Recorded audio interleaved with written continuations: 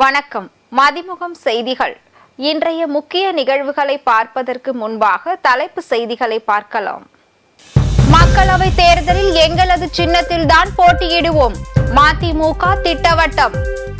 கூட்டணி கட்சிகளுடன் தொகுதி பங்கீடு தொடர்பான பேச்சுவார்த்தை விரைவில் முடிவடையும்.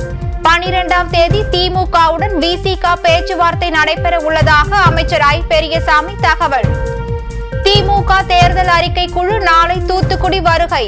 23ஆம் தேதி வரை சுற்றுப்பயணம் மேற்கொள்ள திமுக தேர்தல் அறிக்கை குழு திட்டம்.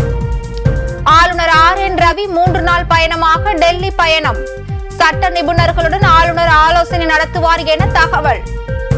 பாஜக இல்லாத மற்ற கட்சிகளுடன் தேர்தல் கூட்டணி அமைக்கப்படும். அதிமுக முன்னாள் அமைச்சர் ஜெயக்குமார் திட்டவட்டம். இந்த முறை நாடாளுமன்ற தேர்தலில் கண்டிப்பாக எங்களது கட்சி சின்னத்தில்தான் போட்டியிடுவோம் என மதிமுக திட்டவட்டமாக தெரிவித்துள்ளது. நடைபெற உள்ள நாடாளுமன்ற மக்களவை தேர்தலுக்கான பணிகளை அரசியல் கட்சிகள் தீவிரப்படுத்தி வருகின்றன. அந்த வகையில் இந்தியா கூட்டணியில் இடம்பெற்றுள்ள திமுக நாடாளுமன்ற தேர்தலுக்கான பல்வேறு குழுக்களை உருவாக்கி அதற்கான அறிவிப்புகளை அறிவித்துள்ளது. அதன்படி கூட்டணி கட்சிகளுடன் பேச்சுவார்த்தை நடத்திட நாடாளுமன்ற உறுப்பினர் TR பாலு தலைமையில் அமைக்கப்பட்ட குழுவில் அமைச்சர்கள் KN நேரு, ஐ. பெரியசாமி, MRK பன்னீர்செல்வம், நாடாளுமன்ற உறுப்பினர்களான திருச்சி சிவா, ஆர். ராசா மற்றும் பொன்முடி ஆகியோர் இடம்பெற்றுள்ளனர். இந்நிலையில் சென்னை தேனாம்பேட்டையில் உள்ள அண்ணா அறிவாலயத்தில் நாடாளுமன்ற தேர்தல் தொகுதி பங்கீடு தொடர்பாக திமுக மற்றும் மதிமுக இடையேயான பேச்சுவார்த்தை நடைபெற்றது. இதில் மதிமுக சார்பில் அவைத்தலைவர் ஆடிட்டர் அர்ஜுனராஜ், பொருளாளர் செந்திலதீபன், அரசியல் ஆய்வு மைய செயலாளர் ரா. அந்திரிதாஸ், தேர்தல் பணி செயலாளர் வி. சேஷன் உள்ளிட்டோர் பேச்சுவார்த்தையில் கலந்து கொண்டனர். அதனைத் தொடர்ந்து செய்தியாளர்களிடம் பேசிய மதிமுக அவைத்தலைவர் ஆடிட்டர் அர்ஜுனராஜ், கூட்டணி தலைமையுடன் 2 மக்களவை தொகுதிகளும் 2 மாநிலங்களவை தொகுதிகளும் கேட்டிருப்பதாக தெரிவித்தார். மேலும் இந்த முறை கண்டிப்பாக எங்களது கட்சி சின்னத்தில்தான் போட்டியிடுவோம் என்றும் அவர் தெரிவித்தார். எங்களுடைய கோரிக்கையை வச்சிருக்கிறோம், அது பின்னாடி தெரியும். நாங்கள் ஆனால் எங்களுடைய கட்சியினுடைய நிலைப்பாடு தனிச்சின்னத்தில், எங்களுடைய கட்சி சின்னத்தில் தான் நாங்கள் நிற்கிறதுங்கிறது எங்களுடைய நிலைப்பாடு. சொல்லுவாங்க, திரும்ப சொல்லுவாங்க. சீஃப் மினிஸ்டர் வந்ததுக்கு பின்னாடி நடக்கும். மக்கள் நீதி மய்யம் கட்சியை பேச்சுவார்த்தைக்கு அழைப்பது குறித்து முதலமைச்சர் தான் முடிவு எடுப்பார் என அமைச்சர் ஐ. பெரியசாமி தெரிவித்துள்ளார். சென்னை தேனாம்பேட்டையில் உள்ள அண்ணா அறிவாலயத்தில் நாடாளுமன்ற தேர்தல் தொகுதி பங்கீடு தொடர்பாக திமுக மற்றும் மதிமுக இடையே பேச்சுவார்த்தை நடைபெற்றது. அதைத் தொடர்ந்து செய்தியாளர்களிடம் பேசிய அமைச்சர் ஐ. பெரியசாமி, தொகுதி பங்கீடு தொடர்பாக விசிக, இந்திய யூனியன் முஸ்லீம் லீக் கட்சிகளுடன் வரும் 12ஆம் தேதி ஆலோசனை நடைபெற உள்ளதாக தெரிவித்தார். தேர்தல் அறிக்கை தொடர்பாக மக்களை சந்தித்து கருத்து கேட்க உள்ளதாக அதிமுக முன்னாள் அமைச்சர் ஜெயக்குமார் தெரிவித்துள்ளார். சென்னை ராயப்பேட்டையில் உள்ள அதிமுக தலைமை அலுவலகத்தில் தேர்தல் அறிக்கை தயாரிக்கும் குழு ஆலோசனை கூட்டம் நடைபெற்றது. இதைத் தொடர்ந்து செய்தியாளர்களை சந்தித்த முன்னாள் அமைச்சர் ஜெயக்குமார், தேர்தல் அறிக்கை தொடர்பாக நாளை முதல் சுற்றுப்பயணம் செய்து மக்களிடம் கருத்து கேட்க உள்ளதாக தெரிவித்தார். திமுக தேர்தல் அறிக்கை தயாரிப்பு குழுவினர் நாளை தூத்துக்குடியில் பொதுமக்களை சந்தித்து கருத்துக்களை கேட்க உள்ளனர். மக்களவை தேர்தலுக்கான திமுகவின் தேர்தல் அறிக்கை தயாரிக்கும் குழுவானது துணை பொதுச் செயலரும் தூத்துக்குடி மக்களவை உறுப்பினருமான கனிமொழி தலைமையில் அமைக்கப்பட்டுள்ளது. இக்குழுவில் TKS இளங்கோவன் MP, தகவல் தொழில்நுட்பத்துறை அமைச்சர் பழனிவேல் தியாகராஜன், தொழில்துறை அமைச்சர் TRP ராஜா, மேயர் பிரியா ஆகியோர் இடம்பெற்றுள்ளனர். இக்குழுவினர் தமிழகத்தின் அனைத்து பகுதிகளிலும் பல்வேறு தரப்பு மக்களை சந்தித்து கருத்து கேட்க உள்ளனர். இந்நிலையில் தூத்துக்குடி காமராஜ் கல்லூரி எதிரே உள்ள மாணிக்கம் மஹாலில் நாளை கருத்து கேட்க உள்ளனர். தொழில் முனைவோர், வர்த்தகர்கள், வியாபாரிகள், விவசாயிகள், மருத்துவர்கள் என பலதரப்பட்ட மக்கள் இதில் கருத்துக்களை தெரிவிக்கலாம் என்று தெரிவிக்கப்பட்டுள்ளனர். நாடாளுமன்ற தேர்தலில் கூடுதல் தொகுதிகளை கேட்டு பெற மார்க்சிஸ்ட் கம்யூனிஸ்ட் கட்சியினர் திமுகவிடம் கோரிக்கை வைத்துள்ளனர். நாடாளுமன்ற மக்களவை தேர்தல் தொகுதி பங்கீடு குறித்து திமுகவுடன் மார்க்சிஸ்ட் கம்யூனிஸ்ட் கட்சி பேச்சுவார்த்தை நடைபெற்றது. சென்னை அண்ணா அறிவாலயத்தில் நடைபெற்ற இந்த பேச்சுவார்த்தையில் பி. சம்பத், பே. சண்முகம், க. கனகராஜ், என். குணசேகரன் ஆகியோர் கொண்ட மார்க்சிஸ்ட் கம்யூனிஸ்ட் கட்சி நிர்வாகிகள் பங்கேற்றனர். பேச்சுவார்த்தை முடிந்த பின்பு செய்தியாளர்களை சந்தித்த மார்க்சிஸ்ட் கம்யூனிஸ்ட் கட்சியின் மத்திய குழு உறுப்பினர் பி சம்பத், நாடாளுமன்ற தேர்தலில் தொகுதி பங்கீடு தொடர்பாக திமுக மார்க்சிஸ்ட் இடையேயான பேச்சுவார்த்தை சுமூகமாக நடைபெற்றதாக தெரிவித்தார். கடந்த முறை கோவை, மதுரை தொகுதிகளில் போட்டியிட்டு வெற்றி பெற்ற நிலையில் கூடுதல் தொகுதிகளை கேட்டு பெற மார்க்சிஸ்ட் கம்யூனிஸ்ட் கட்சியினர் திட்டமிட்டுள்ளதாகவும் அவர் தெரிவித்தார். ஒவ்வொரு கட்சியுமே கூடுதலான இடங்களில் போட்டியிடுவதற்கு விருப்பம் இருக்கும். நாங்களும் கடந்த தடவை விட கூடுதலான இடங்களில் போட்டியிடணுங்கிற எங்களுடைய கோரிக்கையும் முன் வச்சோம். பேச்சுவார்த்தை சுமூகமாக நடக்குது.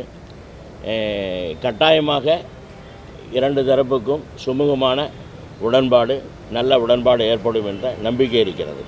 தமிழக ஆளுநர் RN ரவி இன்று டெல்லி பயணம் மேற்கொண்டுள்ளார். தமிழக பட்ஜெட் கூட்டத்தொடர் 12ஆம் தேதி ஆளுநர் RN ரவி உரையுடன் தொடங்கியுள்ளது. இந்நிலையில் தமிழ்நாடு ஆளுநர் RN ரவி 3 நாள் பயணமாக இன்று டெல்லி பயணம் மேற்கொண்டுள்ளார். உள்துறை அமைச்சர் அமித்ஷாவை சந்திக்க இருப்பதாகவும் அவரிடம் முக்கிய ஆலோசனை செய்ய இருப்பதாகவும் தகவல் வெளியாகியுள்ளது. முதலமைச்சர் மு.க. ஸ்டாலின் உத்தரவுப்படி மேட்டூர் அணையில் இருந்து டெல்டா மாவட்டங்களில் பயிரிடப்பட்டுள்ள சம்பா பயிர்களுக்காக 6000 கன அடி நீர் திறக்கப்பட்டுள்ளது. டெல்டா மாவட்டங்களில் பயிரிடப்பட்ட சம்பா பயிர்கள் பாதிக்கப்பட்டு வருவதால் மேட்டூர் அணையில் இருந்து நீர் திறந்துவிட கோரி விவசாயிகள் முதலமைச்சரிடம் கோரிக்கை விடுத்தனர். இதையடுத்து மேட்டூர் அணையில் இருந்து 2 TMC தண்ணீரை திறந்துவிட முதலமைச்சர் மு.க. ஸ்டாலின் உத்தரவிட்டார். இந்நிலையில் முதல்வர் உத்தரவுப்படி மேட்டூர் அணையில் இருந்து டெல்டா மாவட்டங்களில் பயிரிடப்பட்டுள்ள சம்பா பயிர்களுக்காக 6000 கன அடி நீர் திறக்கப்பட்டுள்ளது. ஏற்கனவே 600 கன அடி நீர் திறக்கப்படும் நிலையில் வினாடிக்கு 6000 கன அடி நீர் கூடுதலாக வெளியேற்றப்பட்டு வருகிறது. காங்கிரஸ் ஆட்சிக்கு வந்தால் சாதிவாரி கணக்கெடுப்பை நிறைவேற்றுவோம் என காங்கிரஸ் MP ராகுல் காந்தி தெரிவித்துள்ளார். இது தொடர்பாக ராகுல் காந்தி வெளியிட்டுள்ள பதிவில், நாட்டில் பணக்காரர், ஏழை என 2 ஜாதிகள்தான் இப்போது இருப்பதாக பிரதமர் கூறியதை சுட்டிக்காட்டியுள்ளார். பின்தங்கிய மற்றும் தாழ்த்தப்பட்டவர்களை பிரதான நீரோட்டத்திற்கு கொண்டுவர ஒரு கணக்கீடு வேண்டும் என தெரிவித்துள்ள அவர், பாஜக அரசு தனது நாட்களை எண்ணிக்கொண்டிருப்பதாக, காங்கிரஸ் சாதிவாரி கணக்கெடுப்பை நிச்சயம் நிறைவேற்றுவோம் என குறிப்பிட்டுள்ளார். முன்னாள் அமைச்சர் பொன்முடி மீதான செம்மண் குவாரி முறைகேடு வழக்கின் விசாரணையை பிப்ரவரி 6ஆம் தேதிக்கு ஒத்திவைத்து விழுப்புரம் முதன்மை மாவட்ட நீதிமன்றம் உத்தரவிட்டது. செம்மண் குவாரி வழக்கில் முன்னாள் அமைச்சர் பொன்முடி, அவரது மகன் ஆகிய 8 பேர் மீது விழுப்புரம் குற்றப்பிரிவு காவல்துறையினர் வழக்கு தொடுத்தனர். இந்த வழக்கு விசாரணை விழுப்புரம் முதன்மை மாவட்ட நீதிமன்றத்தில் நடைபெற்று வருகிறது. இந்நிலையில் வழக்கின் அடுத்த கட்ட விசாரணையை பிப்ரவரி 6ஆம் தேதிக்கு ஒத்திவைத்து முதன்மை மாவட்ட நீதிபதி உத்தரவிட்டார். கச்சத்தீவு அருகே எல்லை தாண்டி மீன்பிடித்ததாக ராமேஸ்வரம் மீனவர்கள் 23 பேர் கைது செய்யப்பட்டுள்ள சம்பவம் பெரும் அதிர்ச்சியை ஏற்படுத்தியுள்ளது. ராமேஸ்வரத்தை சேர்ந்த 23 மீனவர்கள் 2 படகுகளில் கச்சத்தீவு அருகே மீன்பிடித்துக் கொண்டிருந்தனர். அப்போது அங்கு வந்த இலங்கை கடற்படையினர் எல்லை தாண்டி மீன்பிடித்ததாக கூறி 23 பேரையும் கைது செய்ததோடு அவர்களது படகுகளையும் பறிமுதல் செய்தனர். பழனி அருள்மிகு தண்டாயுத சுவாமி திருக்கோவிலில் ஞாயிற்றுக்கிழமையான இன்று அதிகாலை கோவில் நடை திறக்கப்பட்டு சிறப்பு பூஜைகள் நடைபெற்றது. திண்டுக்கல் மாவட்டம் பழனி அருள்மிகு தண்டாயுதபாணி சுவாமி திருக்கோவிலில் ஞாயிற்றுக்கிழமையான இன்று அதிகாலை கோவில் நடை திறக்கப்பட்டு சிறப்பு பூஜைகள் செய்யப்பட்டு பக்தர்கள் அனுமதிக்கப்பட்டனர். மேலும் ஏராளமான பக்தர்கள் அலகு குத்தியும் தீர்த்த காவடி எடுத்து வந்து நேர்த்திக்கடனை செலுத்தினர். பக்தர்கள் படிப்பாதையிலும் யானை பாதை வழியாகவும் மின் இழுவை ரயில் மூலமும் மலைக்கோவில் சென்ற பக்தர்கள் சுமார் 3 மணி நேரம் வரை காத்திருந்து சுவாமி தரிசனம் செய்து வருகின்றனர். திருவண்ணாமலை மாவட்டத்தில் இலவச வீட்டுமனை பட்டாவிற்காக விவசாயியை மிரட்டி 40,000 கையூட்டு பெற்ற கிராம நிர்வாக அலுவலரை லஞ்ச ஒழிப்புத்துறையினர் கைது செய்தனர். திருவண்ணாமலை மாவட்டம் போலூர் அடுத்த மண்டகொளத்தூர் கிராமத்தை சேர்ந்த கணேசன் விவசாயி என்பவர் கடந்த ஆண்டு தனது பெயரிலும் மனைவி பெயரிலும் இலவச வீட்டுமனை பட்டா வேண்டி மனு அளித்துள்ளார். அதன்படி இருவர் பெயரிலும் தோராய வீட்டுமனை பட்டா வழங்கப்பட்டுள்ளது. இந்த 2 வீட்டுமனை பட்டாவிற்கும் தலா 40,000 கையூட்டு வழங்குமாறு மண்டகொளத்தூர் கிராம நிர்வாக அலுவலர் இருளப்பன் வலியுறுத்தியுள்ளார். ஆனால் கணேசன் பணம் தர மறுத்துவிட்ட நிலையில் தற்போது தனது நிலத்தில் கரும்பு பயிர் வைத்து அதற்காக பயிர்க்கடன் கேட்டு மண்டக்களத்தூர் கூட்டுறவு தான் ஏற்கனவே கேட்ட 80,000 பணத்தை கொடுத்தால் மட்டுமே நில அடங்கல் வழங்க முடியும் என கட்டாயப்படுத்தியுள்ளார். இது குறித்து கணேசன் அளித்த புகாரின் பேரில் லஞ்ச ஒழிப்பு துறையினர் இருளப்பனை கையும் களவுமாக கைது செய்தனர். அவரிடம் இருந்து கையூட்டு பணத்தை கைப்பற்றி இருளப்பனை நீதிபதியிடம் ஆஜர்படுத்தி அவரது உத்தரவின் பேரில் சிறையில் அடைத்தனர். மயிலாடுதுறையில் தமிழ்நாடு மின்வாரியத்தை 3 நிறுவனங்களாக பிரிப்பதற்கு தமிழக அரசு அனுமதித்து வெளியிட்டுள்ள அரசாணையை ரத்து செய்ய வலியுறுத்தி மின்சார தொழிலாளர்கள் கண்டன ஆர்ப்பாட்டத்தில் ஈடுபட்டனர். தமிழ்நாடு மின்வாரியத்தை Tamil Nadu power distribution corporation, Tamil Nadu power generation corporation, Tamil Nadu green energy corporation என பிரிப்பதற்கு அனுமதித்து தமிழக அரசு ஜனவரி 24ஆம் தேதி அரசாணை பிறப்பித்தது. இவ்வாறு பிரிப்பதன் மூலம் மின்வாரிய தொழிலாளர்கள், பொதுமக்கள் 2 தரப்பினருக்கும் பாதிப்பு ஏற்படும் என குற்றச்சாட்டி அந்த அரசாணையை ரத்து செய்ய வலியுறுத்தி மயிலாடுதுறையில் மின்சார தொழிலாளர்கள் சார்பில் கண்டன ஆர்ப்பாட்டம் நடைபெற்றது. ஆர்ப்பாட்டத்தில் பங்கேற்றவர்களின் கோரிக்கைகளை நிறைவேற்ற வலியுறுத்தி கண்டன முழக்கங்கள் எழுப்பப்பட்டது. தென்காசியில் விளைநிலங்களுக்குள் புகுந்து அட்டகாசம் செய்த 2 காட்டு யானைகள் நீண்ட போராட்டத்திற்கு பின்னர் விரட்டி அடிக்கப்பட்டது. தென்காசி மாவட்டம் கடையநல்லூர் மேற்கு தொடர்ச்சி மலையடிவார பகுதியில் கருப்பா நதி அணை அமைந்துள்ளது. இதையொட்டியுள்ள வனப்பகுதியில் மான், கரடி, யானை உள்ளிட்ட வன விலங்குகள் வசித்து வருகின்றன. மேலும் இந்த பகுதியில் உள்ள வன விலங்கான யானை அவ்வப்போது கருப்பா நதி அணையின் அருகில் உள்ள விளை நிலங்களுக்குள் புகுந்து பயிர்களை சேதப்படுத்தி வருவது வாடிக்கையாகியுள்ளது. இந்த நிலையில் வைரவன் குளம் ஃபீட் வனப்பகுதியில் 2 காட்டு யானைகள் விளை நிலங்களுக்குள் புகுந்து பயிர்களை சேதப்படுத்தியுள்ளது. வனப்பகுதியை விட்டு வெளியே வந்த காட்டு யானை வனப்பகுதிக்குள் செல்லாமல் சுற்றி திரிந்து வந்துள்ளது. இதனைத் தொடர்ந்து வனத்துறையினர் 2 மணி நேர போராட்டத்திற்கு பிறகு யானைகள் வனப்பகுதிக்குள் விரட்டி அனுப்பி வைத்தனர். மீண்டும் காட்டு யானைகள் விளை நிலங்களுக்குள் வராத வகையில் மாவட்ட வன அலுவலர் உத்தரவின்படி 10 பேர் கொண்ட குழுவினர் கண்காணித்து வருகின்றனர். திருப்பூரில் கலைஞரின் 100ஆண்டு விழாவை முன்னிட்டு தாராபுரம் ஒன்றிய திமுக மற்றும் ஒன்றிய இளைஞரணி இணைந்து மாபெரும் குதிரை ரேக்லா பந்தயம் நடைபெற்றது. திருப்பூர் மாவட்டம் தாராபுரத்தில் திமுக கட்சி தலைவர் கலைஞரின் 100ஆண்டு விழாவை முன்னிட்டு குதிரை பந்தயம் ரேக்லா ரேஸ் நடைபெற்றுள்ளது.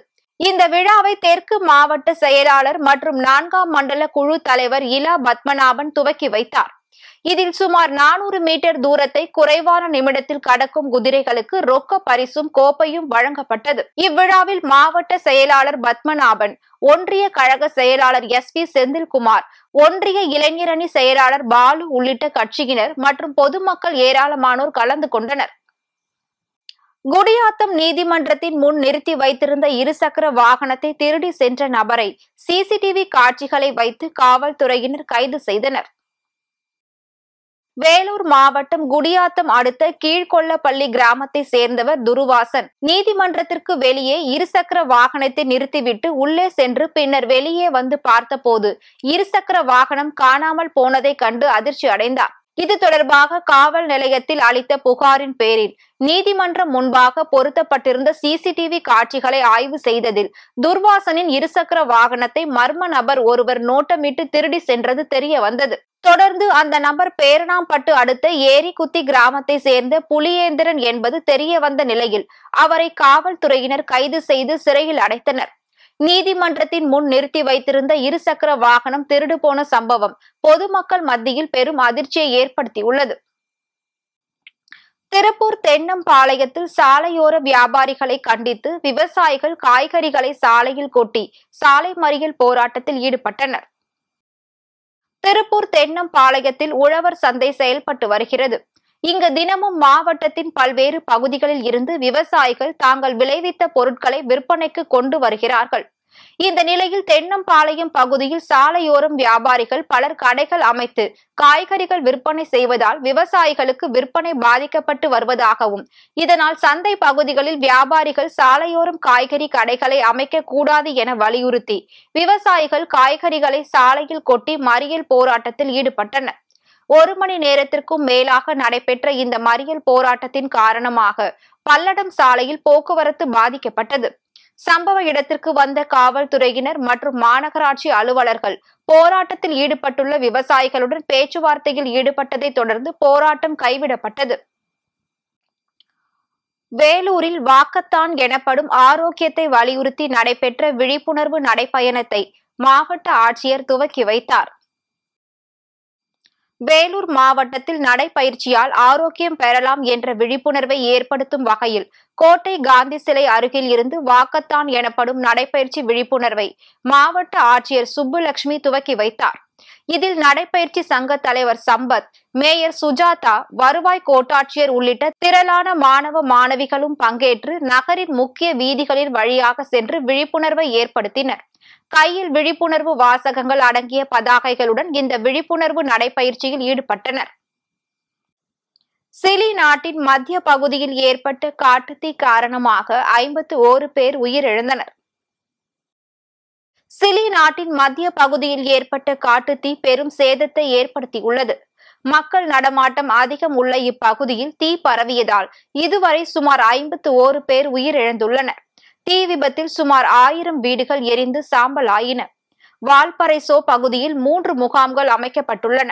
சிலியின் உள்துறை அமைச்சர் தோஹா கூறுகையில், மிகவும் பாதிக்கப்பட்ட பகுதிகளுக்கு மீட்பு குழுக்கள் இன்னும் போராடி வருவதாகவும், தீயை கட்டுப்படுத்த 19 ஹெலிகாப்டர்கள் மற்றும் 450க்கும் மேற்பட்ட தீயணைப்பு வீரர்கள் பணியில் ஈடுபடுத்தப்பட்டுள்ளதாக தெரிவித்தார்.